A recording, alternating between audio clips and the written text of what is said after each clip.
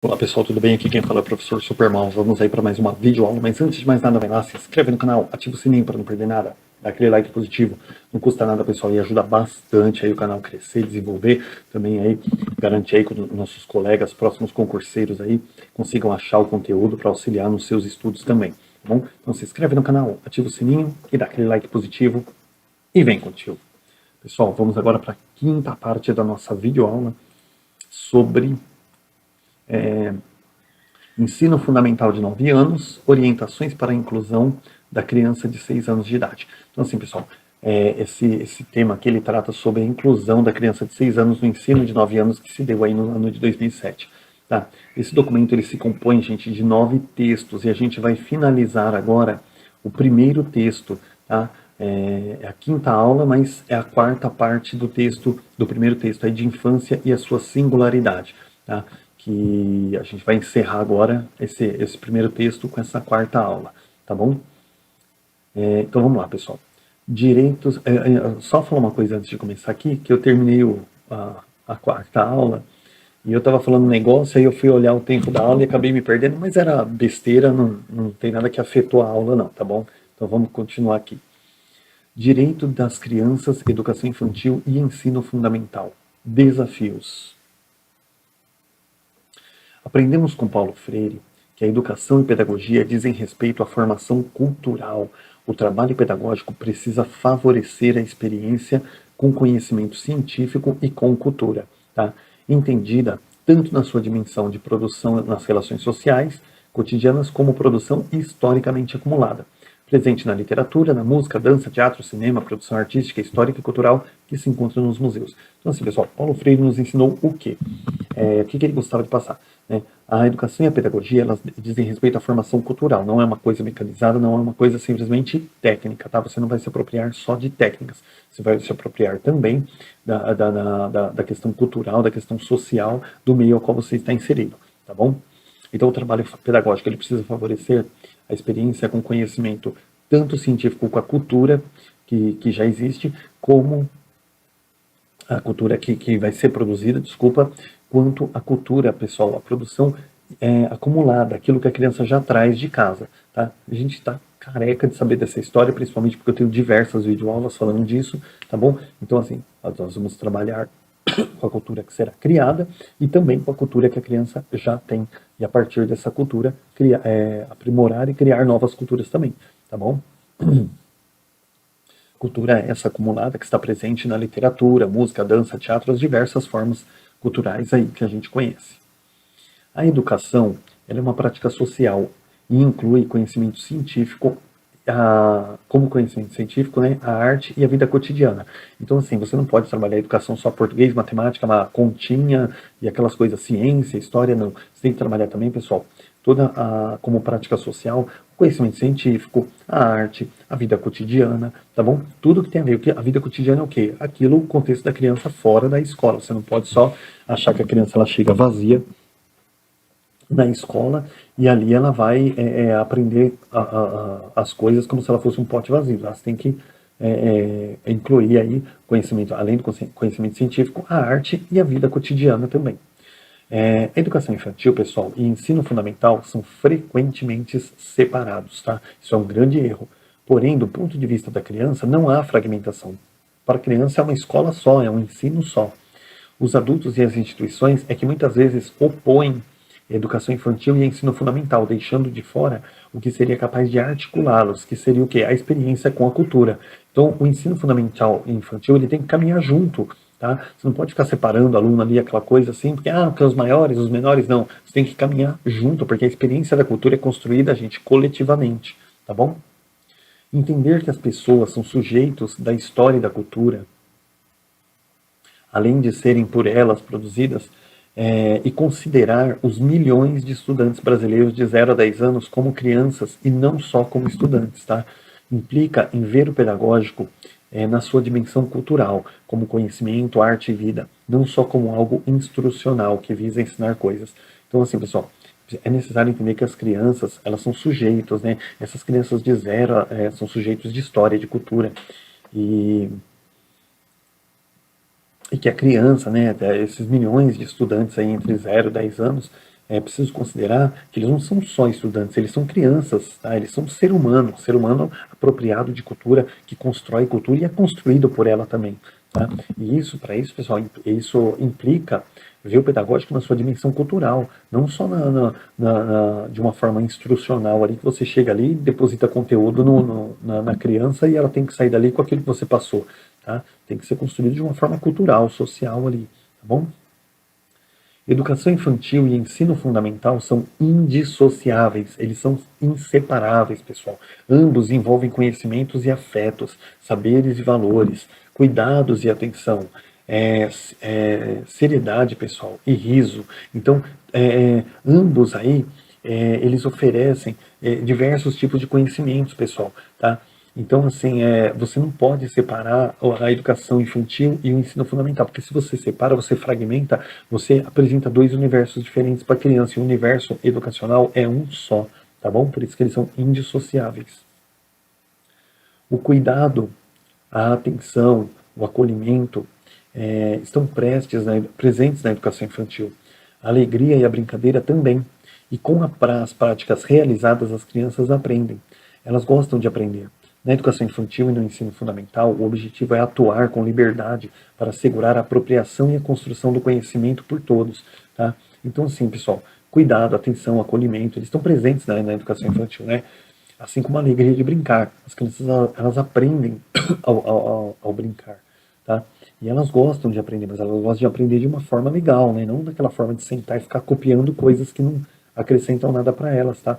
Tanto na educação infantil quanto no ensino fundamental, o objetivo é atuar com liberdade, tá? Para assegurar essa apropriação e a construção do conhecimento, tá bom?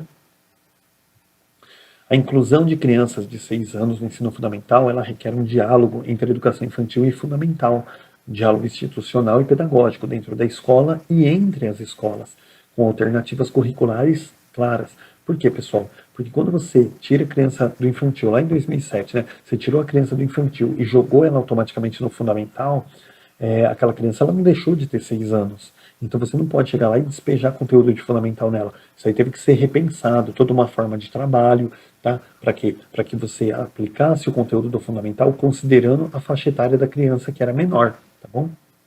No Brasil, nós temos hoje importantes documentos legais que reconhecem a educação infantil como primeira etapa da educação básica. Tá? Então, a educação infantil não é uma bobagem sequer, como todo mundo pensa aí, não. Tá? Ela é reconhecida como a primeira etapa da educação básica. Então, é importante realmente aí a valorização da educação infantil e a indissociabilidade dela com o ensino fundamental. Temos aqui um títulozinho, pessoal, que fala: o tempo da infância é o tempo de aprender e de aprender com as crianças também.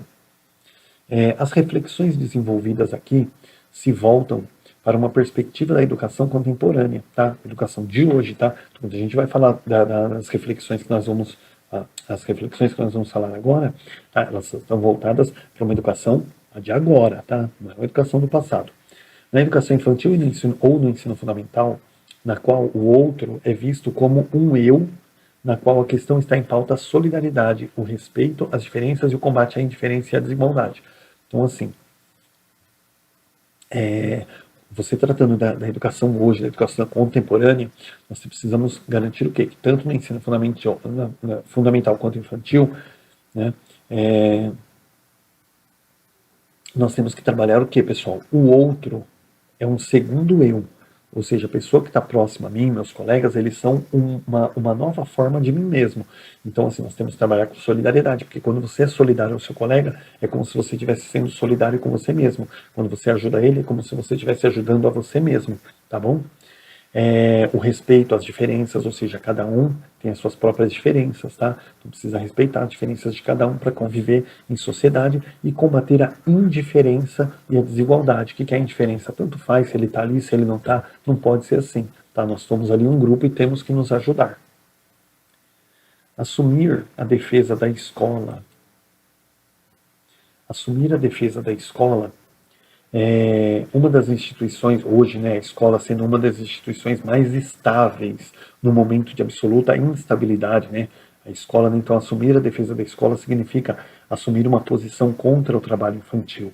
As crianças têm o direito de estar numa escola estruturada de acordo com uma das muitas possibilidades de organização curricular que favoreçam a sua inserção na cultura crítica. Então hoje se você vai assumir uma defesa a favor da escola, pessoal, a escola sendo hoje uma das poucas instituições mais estáveis aí no momento em que tem tanta instabilidade no mundo. Se você vai assumir essa defesa a favor da escola, você tem que assumir uma posição contra o trabalho infantil. Você tem que garantir ali uma educação de qualidade para a criança, onde ela possa construir-se como um sujeito cultural, como um sujeito crítico, um sujeito político, tá? Um cidadão para se adequar, não, perdão, um cidadão para se inserir na sociedade e poder transformá-la também, tá? Não é se adequar à sociedade, não. A sociedade é que se adequa ao indivíduo. Nosso maior desafio é obter entendimento e uma educação baseada no reconhecimento do outro e suas diferenças de cultura, etnia, religião, gênero, classe social, idade, combater a desigualdade, viver uma ética, e implementar uma formação cultural que assegure sua dimensão de experiência crítica. Então, assim, um dos grandes desafios, o maior desafio hoje, pessoal, é conseguir entender e trabalhar uma educação baseada no reconhecimento do outro, ou seja, reconhecer a pessoa também como um ser humano, reconhecer que ele tem diferenças, tá? Diferenças de cultura, de religião, de etnia, de gênero, de classe, tá? Vários tipos de diferenças, tá? E combater a desigualdade acerca disso, tá?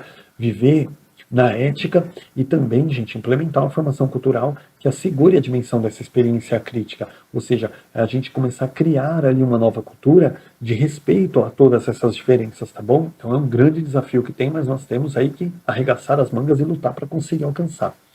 É preciso, pessoal, compreender os processos relativos aos modos de interação entre crianças e adultos em diferentes contextos sociais, culturais e institucionais. Então, assim, a gente precisa compreender os processos relativos ao modo de interação entre as crianças e os adultos. Por quê? Porque a interação entre criança e criança, gente, é uma relação muito mais fácil, que é de igual para igual. Quando a criança tem uma relação com o adulto, ela entende que o adulto é superior a ela.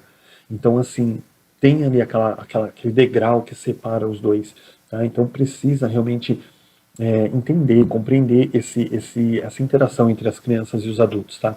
Em diferentes contextos sociais, tá? Culturais e institucionais também, tá? Então, em diferentes contextos tem realmente esse degrau que separa a criança do adulto e que, através do diálogo, das relações, a gente pode estreitar isso, tá? O diálogo, pessoal, com vários campos de conhecimento, ele contribui para agir com as crianças, tá? Conhecer ações e produções infantis, as relações entre os adultos e as crianças é essencial para a intervenção e mudança, que foi o que eu acabei de falar, tá? Sem conhecer as interações, não há como educar crianças e jovens numa perspectiva de humanização, tá?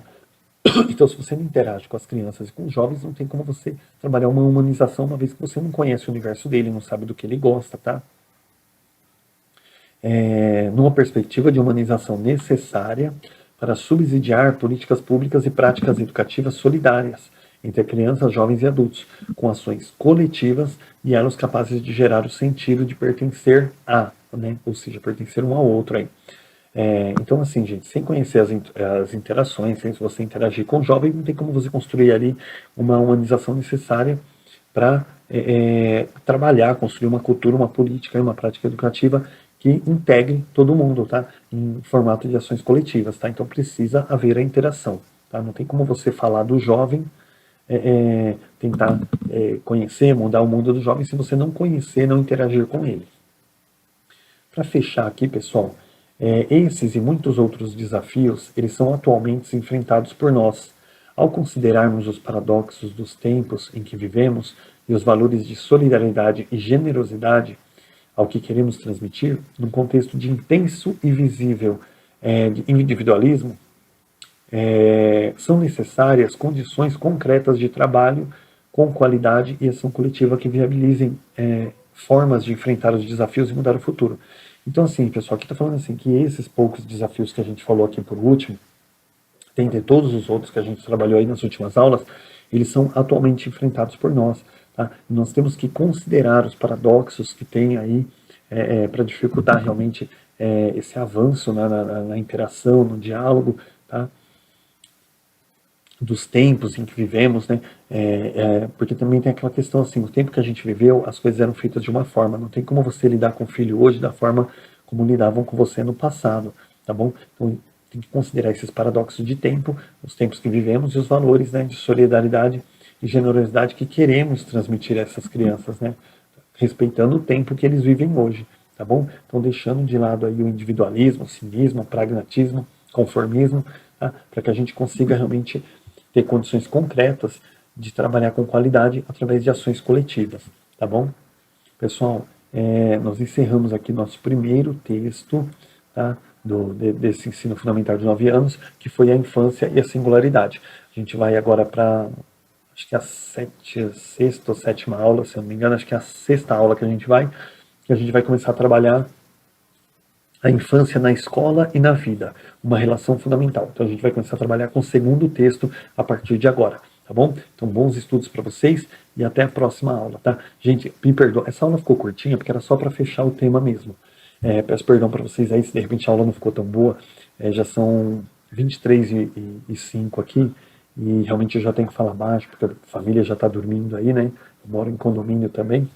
E eu tô bem cansado, que eu já fiz acho que umas 4 aulas hoje, tá bom? Então, peço desculpa aí se não ficou tão boa, mas tenho certeza que alguma coisa eu consegui colaborar. Até a próxima aula e bons estudos.